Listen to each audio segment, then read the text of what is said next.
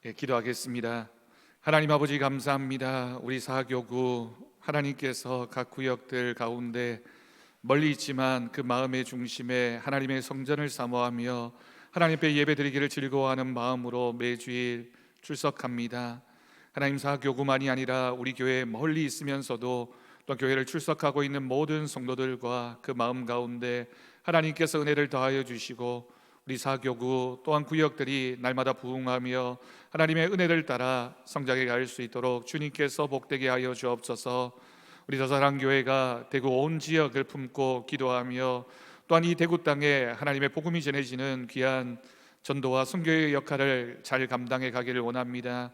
우리가 있는 그 삶의 자리가 하나님이 기뻐하시는 믿음과 복음 전도의 역사가 나타나는 은혜가 있게 하여 주옵소서. 감사드리옵고 예수님의 이름으로 기도드립니다. 아멘. 할렐루야. 오늘도 말씀에 집중해서 하나님이 들려주시는 음성에 귀를 기울이는 시간이 될 수 있기를 바랍니다. 제가 예배 들어오기 전에 청년부 모임 하는데 잠깐 가보니까 이번 주일에 우리 청년부 수련회 가는데 12명 친구들이 참석한다는 얘기를 들었습니다. 청년들에 따라서 물론 다르겠지만 어떤 친구들은 해외에 자주도 나가보고 오래 다녀본 친구들도 있지만 우리 청년들 중에 이번에 처음으로 비행기를 타보고 처음으로 제주도를 가보는 친구들이 설레하는 모습을 보면서 참 기분이 좋았습니다. 청년들이 친구들과 같이 갈 수도 있지만 교회에서 믿는 청년들, 믿는 친구들과 함께 같이 가서 수련회를 해본다라고 하는 게 우리 청년들에게 분명히 귀한 도전이 시간이 되고 은혜의 시간이 될 줄로 믿습니다. 꼭 기억하시고 기도해 주셨으면 좋겠습니다. 우리 교단에서 나오는 신문이 한국 기독공보입니다. 그 기독공보에 실린 기사에 재미난 내용이 있어서 그 제목이 뭐냐면 중대장은 너희들에게 실망했다라고 하는 제목입니다. 군대 갔다 오신 분들은 공감하시겠지만 종종 이제 중대장이나 소대장이 다른 설명하지 않고 갑자기 나타나서는 나는 너희들에게 실망했다 라고 얘기하면 온 부대원들이 과연 이게 무슨 얘기를 하는 걸까라고 긴장을 하고 두려워하게 됩니다. 여자분들이 많이 계시니까 다른 예를 들면 우리가 어렸을 때 어머니나 아버지가 갑자기 야 명환아 나는 너에게 실망했어 다른 얘기 안 하고 갑자기 그 한마디를 딱 던지면 이제 온갖 생각이 들게 되죠. 도대체 뭘 알았을까? 뭘 아셨을까? 내가 뭘 들킨 걸까? 라고 생각이 들면서 예전의 일로부터 오늘 아침에 있었던 일까지 내가 뭘 잘못했길래 이렇게 얘기하시나라는 긴장하는 마음을 가질 수밖에 없습니다. 나중에 알고 보면 이제 별일 아닌 경우가 대부분이지만 그래도 뭔가 알고 있는 듯한 음성으로 나에게 뭔가를 얘기했을 때 우린 거기에 집중하게 되고 나를 돌아보게 되는 거죠. 오늘 말씀이 사실은 그런 비슷한 내용을 담고 있는 말씀입니다. 오늘 성품 성경 공부 12번째 시간이고요. 우리가 경청이라고 하는 주제로 말씀을 배우고 있는데 세 번째 시간입니다. 제목은 성공의 비결입니다. 성공의 비결이 뭐냐라고 하는 것을 오늘 다윗과 나단 선지자의 이야기를 통하여 우리가 함께 배우도록 하겠습니다. 자, 스텝 1 말씀의 살핌입니다. 1번 질문입니다. 하나님은 간음과 살인을 저지른 다윗에게 누구를 보냈습니까? 여러분 1절 말씀을 보면 하나님은 누구를 보냈습니까? 다윗에게 나단이라고 하는 선지자를 보내게 됩니다.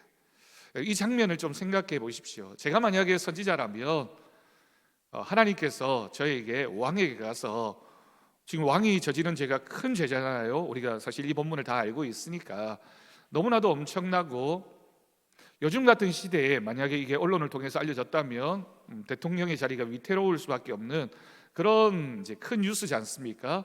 그걸 이제 나단 선지자한테 가서 그 왕의 잘못을 책망하라 라고 제가 만약에 얘기를 들었으면 굉장히 하나님이 원망스러웠을 겁니다. 왜 저에게? 그렇잖아요. 우리가 아무리 바른말 하기를 좋아하는 사람도 살아있는 권력 왕에게 가서 그 왕이 가장 감추고 싶어서 사람까지 죽인 그 사건을 말하라라고 하면 내 신변에 위협이 될 수도 있습니다. 사실은 얘기를 할 수는 있을지 몰라도 돌아오지 못할 수도 있습니다. 왕이 자신의 신임하던 장군도 죽인 사람인데 선지자가 와서 자기에게 그 잘못을 책망하게 되면 무슨 소리냐라고 발뺌을 하고 그 선지자를 어떻게 해버릴 수도 있는 상황이니 선지자가 하나님 말씀에 순종해서 왕에게 간다는 것은 분명히 두려운 일일 수밖에 없습니다. 이 상황을 거꾸로 얘기하면요, 여러분, 이 왕에게 가서 이 이야기를 할 수 있는 사람도 선지자밖에 없습니다. 선지자이기 때문입니다. 하나님 말씀을 대언해야 하는 사람이기 때문에 자기가 죽더라도, 자기에게 무슨 문제가 생기더라도 하나님 말씀이니까 순종하는 마음으로 왕에게 찾아가서 그 말을 할 수밖에 없었던 것이죠. 자, 2번 질문입니다. 나단 선지자가 다윗 왕에게 가서 전한 이야기를 정리해 보세요. 2절부터 4절까지 그 유명한 이제 비유의 내용이 되어져 있죠. 나단 선지자가 지혜로운 사람임에 틀림이 없습니다. 그냥 찾아가서 다짜고짜 왕에게 당신 이런 죄를 저질렀지, 회개하시오, 아니면 이런 벌이 있을 것입니다 라고 얘기하면 왕이 그 얘기를 곱게 들어줄 리가 없겠죠. 그래서 나단 선지자가 비유를 전하게 됩니다. 어떤 얘기입니까? 양과 소가 많은 한 부자가 있었고요, 그 부자의 이웃에는 작은 암양 새끼를 정말 딸처럼, 오늘 우리가 읽었지만 본문에 정말 먹고 자고 입히고 가까이 하면서 너무너무 사랑하던 그런 양을 딸처럼 기르던 가난한 사람의 이야기를 하게 됩니다. 근데 어떤 일이 벌어집니까? 이 부자에게 손님이 찾아왔는데 그 손님을 대접하려면 당연히 이 문화에서는 환대하는 문화가 있었기 때문에 자신이 가지고 있는 소나 양을 잡아서 그 손님에게 대접을 해야 되는데 자신의 것이 어떻게 생각되어졌다고요? 아깝게 여겨진 겁니다. 내 재산에는, 내 소유에는 피해가 안 갔으면 좋겠다라고 생각을 하고는 이 가난한 사람이 딸처럼 기르고 있던 그 암양 새끼 한 마리를 빼앗아서 그 손님에게 대접하게 되었습니다.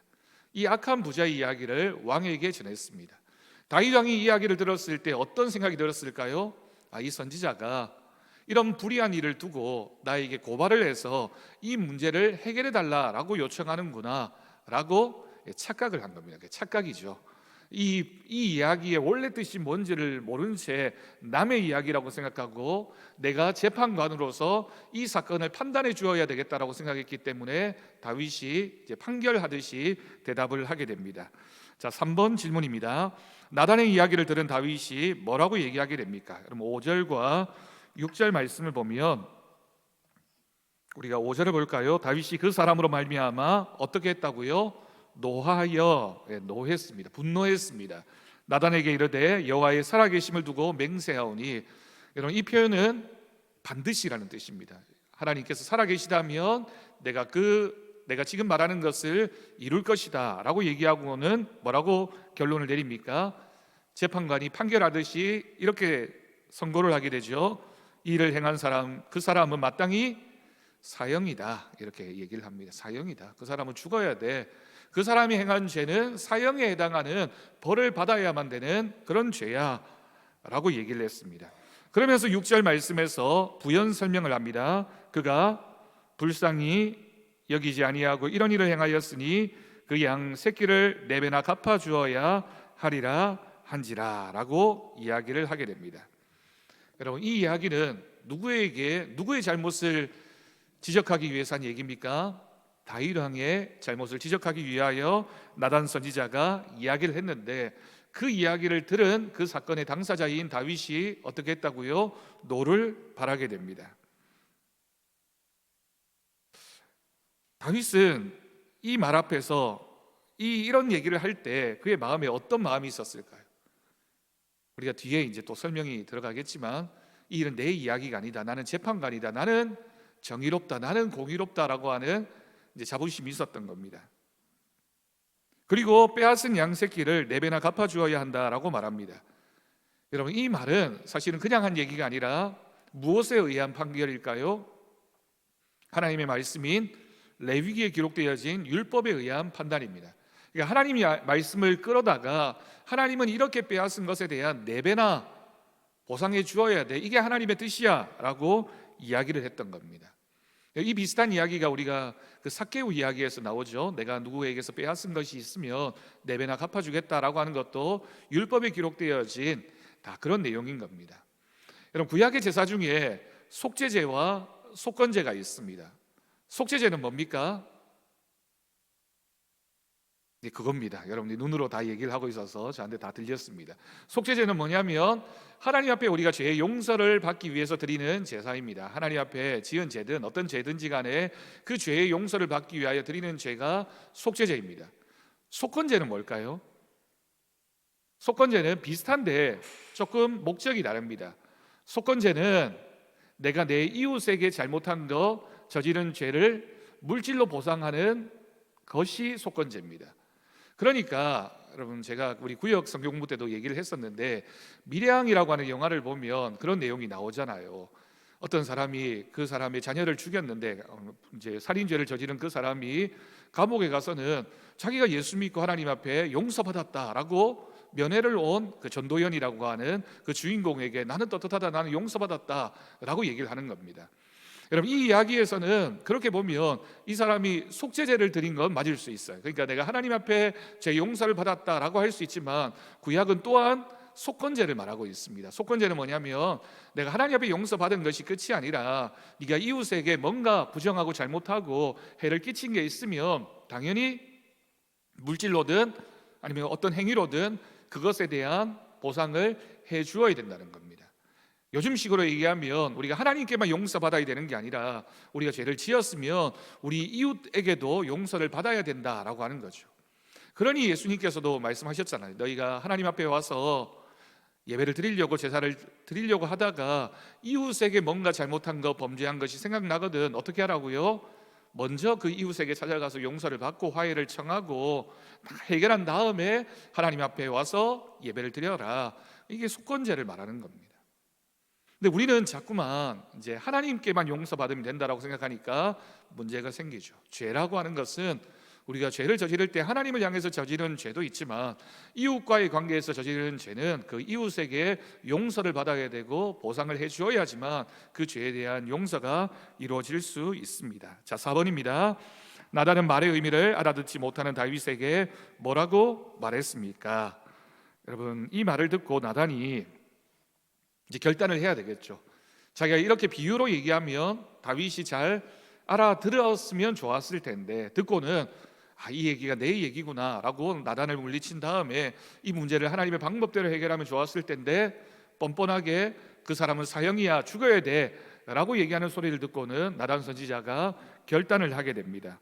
그 결단이 7절에 상반절에 기록되어져 있죠. 나단이 다윗에게 뭐라고 얘기합니까? 당신이 그 사람이라. 여러분, 이 말이 정말 짧은 한 문장인데 이 말이 다윗에게 어떻게 들렸을까요? 이 말을 들었을 때 다윗은 지금까지 자신이 저질렀던 그 죄가 정말 주마등처럼 지나갔을 겁니다. 당신이 그 사람이다. 당신이 그 사람이다. 당신이 살인자야. 당신이 죽어야 되는 그 사람이야 라고 하는 선지자의 말을 들었을 때 다윗의 마음에 얼마나 두려움과 공포가 밀려왔을까요? 왜냐하면 이 나단 선지자의 말은 선지자의 말이 아니라 하나님의 말씀이기 때문입니다. 하나님이 다윗에게 너는 사형이야, 너는 죽어야 돼 라고 말씀하신 거죠. 마치 아담과 하와가 에덴 동산에서 선악과를 먹고 숨어 있을 때 하나님께서 아담과 하와에게 찾아오셔서 네가 어디 있느냐 라고 물으셨던 그 음성과 동일한 의미의 음성이라고 할 수가 있습니다. 쉽지 않은 이야기를 나단 선지자가 했던 겁니다. 이 이야기를 하면 어떤 결과가 일어날지 모르지만 하나님 말씀을 전해야 하는 것이 선지자의 사명이었기 때문에 그 말씀을 선포했습니다. 여러분, 설교하는 목회자가 그런 고민이 들 때가 참 많이 있습니다. 내가 하나님 말씀을 전하는 사람인데 우리 성도들에게 메시지를 선포하거나 또는 권면의 말을 할 때 어떻게 표현해야 되나, 동일한 내용이지만 어떻게 표현해야 되냐라는 고민을 할 때가 있습니다. 때로는 비유의 말씀을 통해서 전할 때도 있지만 때로는 굉장히 직접적으로 정말 칼날처럼, 날카로운 칼날처럼 전해야 되는 때가 있을 수 있습니다. 전하는 것은 선지자의 몫이지만 듣고 그 말씀에 반응하는 것은 그 말씀을 듣는 사람, 오늘로 얘기하면 성도의 책임이라고 할 수 있겠죠. 하나님 말씀이 전해졌을 때 그 말씀을 어떻게 듣고 어떻게 반응하느냐라고 하는 것이 사실은 믿음의 본질이고 그 부분이 굉장히 중요한 모습입니다. 하나님은 그러면서 이제 그 뒷이야기가 쭉 나옵니다. 하나님은 다윗을 사울의 손에서 구하고 왕으로 삼으셨는데 다윗은 그 하나님의 은혜를 잊어버리고 하나님의 말씀을 어겼고 악을 행하여 우리아의 아내 밧세바를 빼앗아 부인으로 삼았습니다. 하나님은 다윗에게 나단 선지자를 통하여 그 죄의 책임을 물어서 다윗이 그대로 받게 될 것이다. 네가 지은 죄에 대한 그 대가를 네가 치르게 될 것이다 라고 말씀합니다. 가장 무서운 것은 뭐냐면 여러분, 우리가 오늘 읽은 마지막 11절 12절의 내용을 보면 은밀히 행한 다윗의 죄가 어떻게 된다고 이제 온 만방에 다 알려지게 될 것이다 라고 하는 것이 하나님 말씀이었습니다. 여러분, 죄를 지은 사람에게 가장 무서운 것은 물론 직접적으로는 그 죄에 대한 대가이겠죠. 벌을 받는 것이 무섭겠지만 우리가 죄를 저질렀을 때 제일 두려워하는 것 중에 하나가 그 죄가 알려지는 겁니다. 죄가 노출되어지는 거죠. 두려워합니다. 왜 두려워합니까? 우리의 마음속에 그 죄에 대한 양심의 소리가 우리에게 자꾸만 들려오기 때문입니다. 너는 잘못했어, 너는 죄를 저질렀어 라고 하는 소리가 들리게 되면 이 죄가 발각될까 봐, 이 죄가 알려지게 될까 봐 두려워하는 것이 죄를 지은 사람의 모습입니다. 자, 5번입니다. 다윗은 나단에게 뭐라고 얘기합니까? 여러분, 12절에서 13절을 넘어가면서 사실은 여러 가지 감정의 표현이나 시간적인 흐름을 설명할 수 있지만 12절에서 나단 선지자가 다윗을 향하여 선포한 다음에 13절에서 바로 다윗이 나단에게 이야기합니다. 뭐라고 얘기합니까? 내가 여호와께 죄를 범하였노라. 여러분, 이 시간이 얼마일까요? 우리가 성경을 통해서는 그 시간이 얼마인지 정확하게 설명되어져 있지 않지만 다윗에게는 이 시간이 굉장히 길게 느껴졌을 겁니다. 자신의 죄를 지적하는 선지자의 이야기를 듣고 어떤 반응을 해야 되나 고민이 되지 않을까요? 여러분, 누군가가 우리의 죄를 알고 지적했을 때 우리가 그것에 대해서 반응하는 모습이 여러 가지일 수 있습니다. 많은 생각들이 들겠죠. 변명해야 되나? 감추어야 되나? 아니면 이 선지자를 없애면 이 일이 다 사라지게 될까? 아니면 그냥 모른다고 시침을 뗄까? 여러 가지 생각들이 있었겠지만 다윗은 12절에서 13절로 넘어가면서 정말 절의 구분이 느껴지지 않을 정도로 즉시 내가 여호와께 죄를 범하였습니다 라고 회개하고 고백하게 됩니다. 즉시라고 표현할 수 있습니다. 6번입니다. 나단이 다윗에게 두 가지를 말해주는데 그것은 무엇입니까? 13절에서 15절까지의 내용입니다. 그러자 나단은 다윗에게 다시 하나님의 말씀을 전하게 됩니다. 회개한 다윗에게 하나님은 즉시 용서하셨습니다.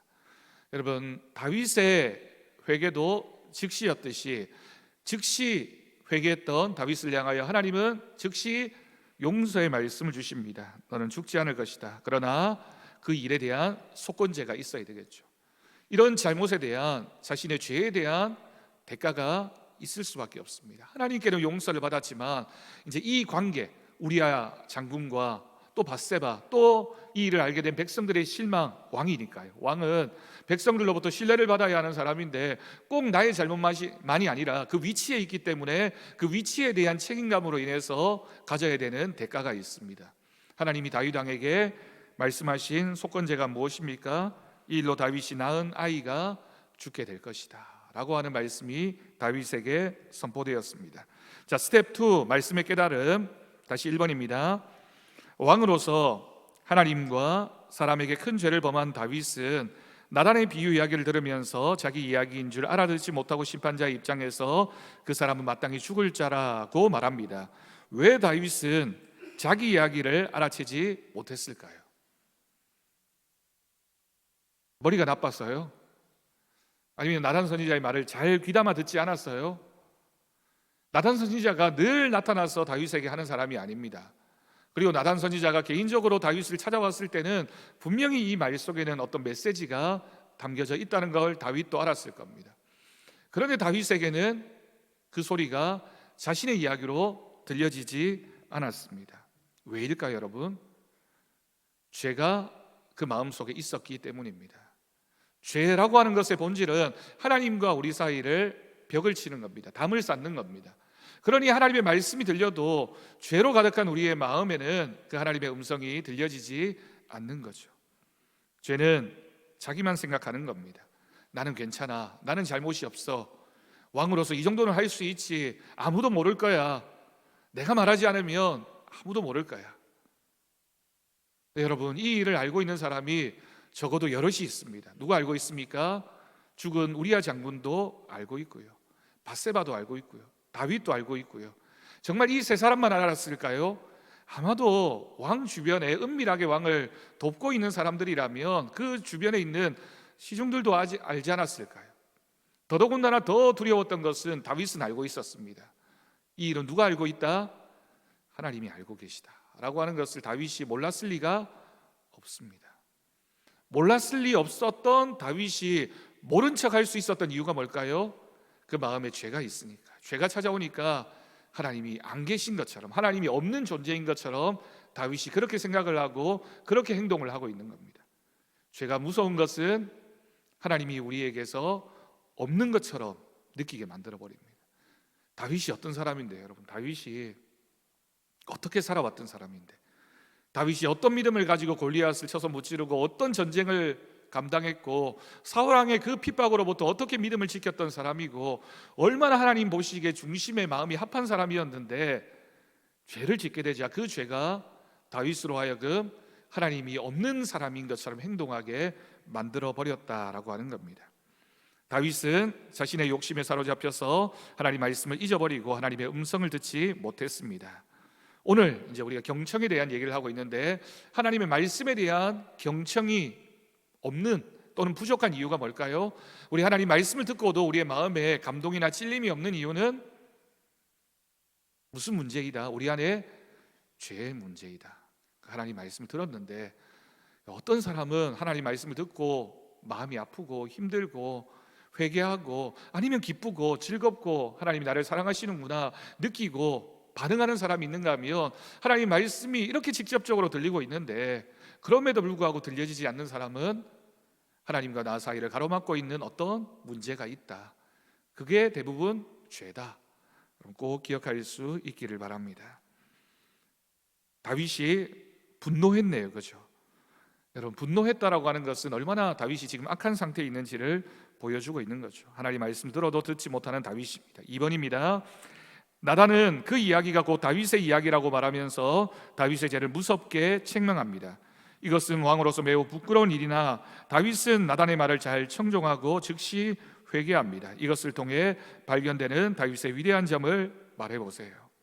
여러분, 이 이야기가 지금 나단과 다윗 간의 이야기지만 이 이야기가 주변으로 알려지게 되면 다윗에게는 큰 어려움이 닥칠 수밖에 없습니다.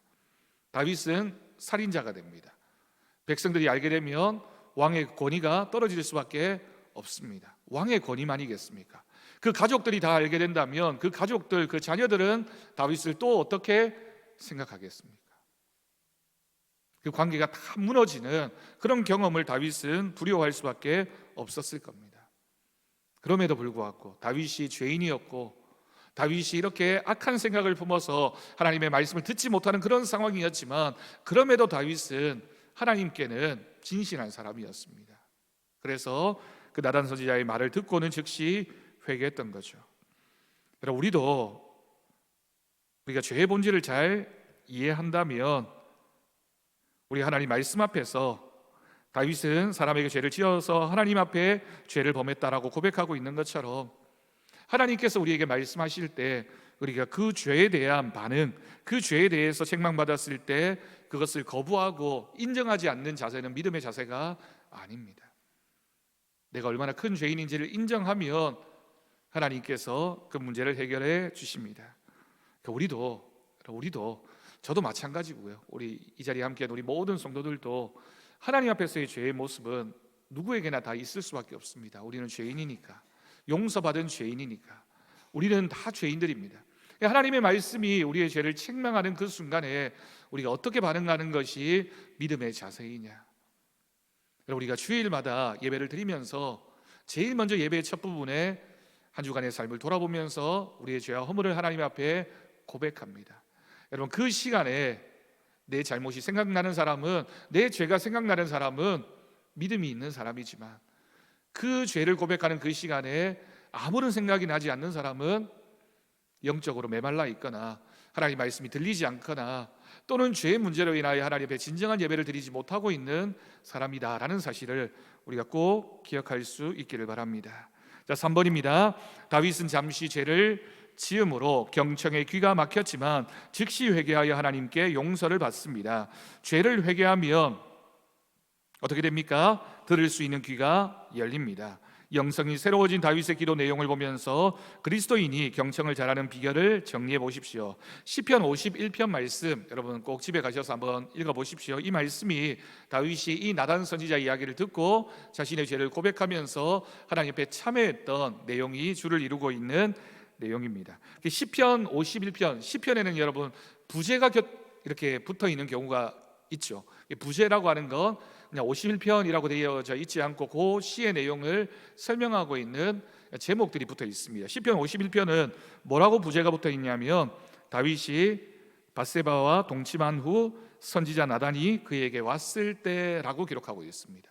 나단 선지자가 이 이야기를 했을 때 다윗이 어떤 마음으로 하나님 앞에 시를 썼느냐라고 하는 건 어떤 마음으로 기도했느냐, 어떤 마음으로 자신의 죄를 회개하면서 하나님 앞에 고백했느냐라고 하는 내용입니다. 자기의 허물을 토해내면서 하나님의 구원을 노래하고 있습니다. 그러면서 51편의 전체적인 내용을 보면 정말 철저하게, 정말 가슴 아파하고 눈물을 흘리면서 자신의 죄에 대한 대가를 치르겠다라고 하나님과 약속하면서 철저하게 회개하고 고백하고 있는 다윗의 모습이 나타나고 있습니다. 여러분, 우리도 이렇게 기도해야 됩니다. 하나님 말씀을 잘 들을 때 능력 있는 기도가 나오게 되죠. 하나님 말씀을 듣고 우리가 그 말씀을 통하여 나를 돌아보고 또 나를 돌아본 그 사람은 하나님 앞에 기도할 때 진실한 기도를 할 수 있습니다. 꼭 기억하시고, 말씀을 듣고 기도할 때 기도가 힘이 있고 변화가 일어나게 됩니다. 그러니 하나님 말씀을 잘 듣는 것이 제일 첫 출발이죠. 하나님 말씀을 듣고 이 말씀은 나에게 주신 말씀이라고 믿음으로 고백해야지만 기도가 있고 결단이 있고 은혜가 있고 또한 용서가 있습니다. 우리가 꼭 하나님 말씀을 잘 듣는 것이 얼마나 중요한지를 꼭 기억할 수 있기를 바랍니다. 그리고 조금 전에 얘기했던 것처럼 우리가 하나님 앞에 속죄제의 제사를 잘 드려야 되겠지만 속건제도 꼭 필요하다. 우리가 하나님 앞에 죄를 저지른 부분에 대해서는 반드시 그에 대한 처리, 그에 대한 합당한 우리가 감당해야 될 책임과 의무를 해야지만 진정한 용서와 화해가 이루어진다라는 사실을 우리가 기억해야겠습니다. 자, 스텝 3 말씀의 적용입니다. 1번, 사람이 겸손할 때는 다른 사람의 말을 잘 듣습니다. 하나님께도 마찬가지입니다. 그러나 죄를 짓고 교만해지면 주변 사람의 말이 잘 안 들리고 고집만 생깁니다. 10번에 걸쳐서 모세의 말을 듣지 않은 바로가 대표적인 예입니다. 왜 사람은 교만해지면 다른 사람의 말을 듣지 않을까요? 왜냐하면 내 욕심과 죄가 내 마음에 가득하게 되면 철저하게, 특히 하나님의 말씀을 들을 수 없는 그런 상태로 빠지게 되는 게, 그게 바로 죄의 결과입니다. 2번입니다. 잘 듣고 경청하면 성공적인 삶을 살게 됩니다. 여기서 성공이라고 하는 것은 세상적인 성공의 의미도 있겠지만 하나님 앞에서 믿음의 성공을 말하는 거죠. 우리가 하나님 말씀을 잘 들으면, 잘 경청하면 우리가 하나님 앞에서 믿음의 성공을 할 수가 있습니다. 그러나 경청이 부족하면 패망합니다. 경청을 잘하기 위한 당신의 지침에 대해 말해보세요. 사람의 말도 우리가 잘 들어야 되겠지만 부부간에 그런 얘기 안 하나요, 여러분? 내 말만 들어봐, 자다가도 떡이 생겨, 이런 얘기 안 하십니까?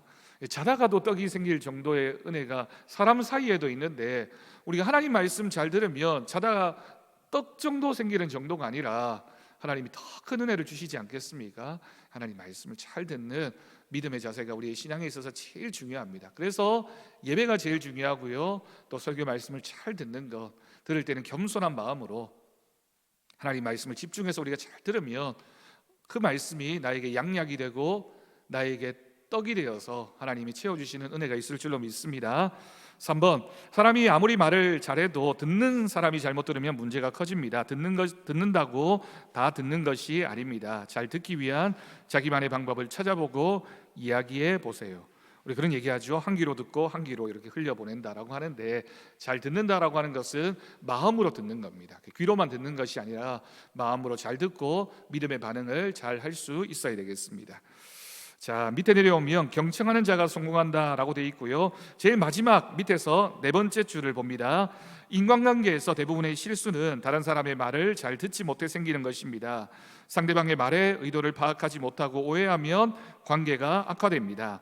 상대방의 말을 잘 들으면 그것 하나만으로도 상대방이 원하는 것을 알 수 있고, 그러면 우리가 무엇을 해야 하는지도 정확하게 파악할 수 있습니다.